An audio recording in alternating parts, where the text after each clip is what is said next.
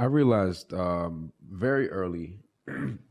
It was a moment in my life where I was depressed. I think I had with this girl. It was a very unhealthy situation. I was just down in the fucking dumps, and I remember this is how I found my solitude. I remember just always being in a negative mental state, which is like the definition of depression. Yeah, of course. You're just Yeah, down. you're down.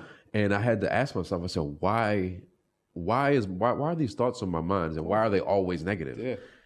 And then that led me to certain books about meditation. And then I remember like what meditation does for you, it separates you from the thought. Of course.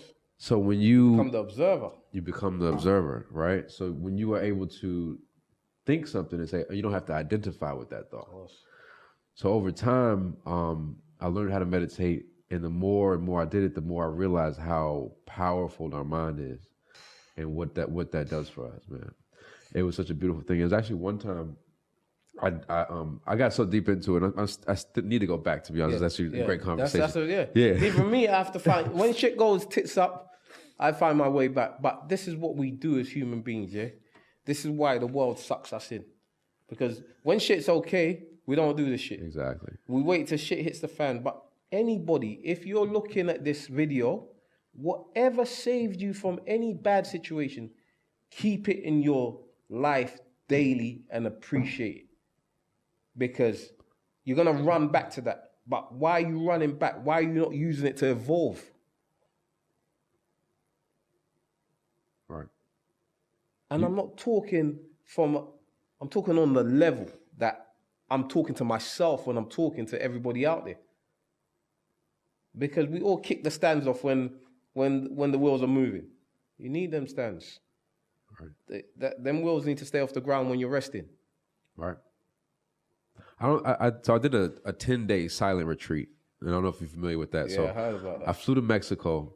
And for 10 days, we attended lectures every day. We did yoga, but we were completely silent. And that really taught me how our minds are like monkeys. It's chained to a post. It just wants to jump and go in this direction, that direction. And no matter how uncomfortable I got when we were sitting for one of our, 2-hour-long meditations, imagine sitting for fucking 2 hours. It's insane. But I learned a lot from that, man. I learned a lot. I learned a lot about myself and about how my mind works and about who I am and I lied to you not. I think maybe once I got back to DC a couple of weeks later, like I found myself back into the same thing. Because everything else, yeah. That's why this let's call it the great distraction. Do you understand? Because the world, as we adapt to it, remember, we still got to survive in this mad world everyone's living in. So when we go away and do these things, yeah, we feel empowered. But they overload us with so much information. Remember, yeah, that fucks you up in a sense that, okay, like I got to survive in these worlds. My loved ones are in this world. I can't just say, yeah, boom, I'm going to live in the mountains somewhere. Right. You have to find that balance. You have to find that balance. This is why I say you got to respect the monks then. Yeah. Remember we had this conversation? Mm-hmm. The monk will sit amongst this bullshit and he'll laugh. He won't get sucked in. The monk will not change his clothing for nothing in regards to what they wear. Do you understand? We think about what we wear. You talk about these successful guys. Some of them wear like the same clothes every day because they don't want to waste a thought. Look, I'm wearing green today. Matching trainers, everything. I have to think about that shit. Mm-hmm. But that shows how unmaterialistic they are. But yet they're still in our world, but they're not sucked in. This is why I always say, this is, like I said, this is my next thing. I want to study the monk. I want to study Jesus. Because these people are powerful, different level. And they're not even exercising their power. They're just sitting there observing.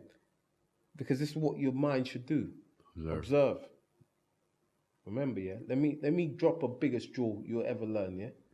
We use our minds wrong. Yeah? Your mind is the biggest sense you have as a human being. It's like a sense. You know why I say this, yeah? If something enters your mind, yeah? Even if you're not truly experiencing it, yeah?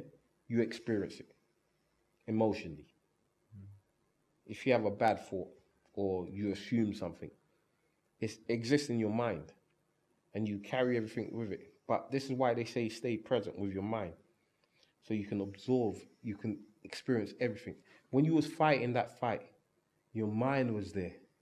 Your mind was thriving in experience. No time for thought. So I believe we use our minds in the wrong way. Your mind is there for you. It's a sense.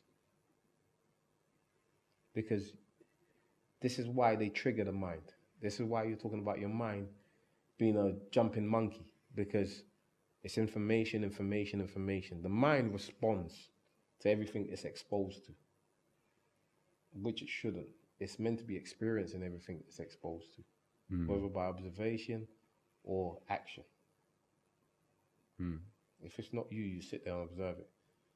If you're well into it, do you understand? I always use this thing. When you're making a love to a woman, that's the most present you're going to be. Right, yeah. You didn't think about nothing else in that moment. You surrender your mind, everything's focused. But it's a pleasant focus.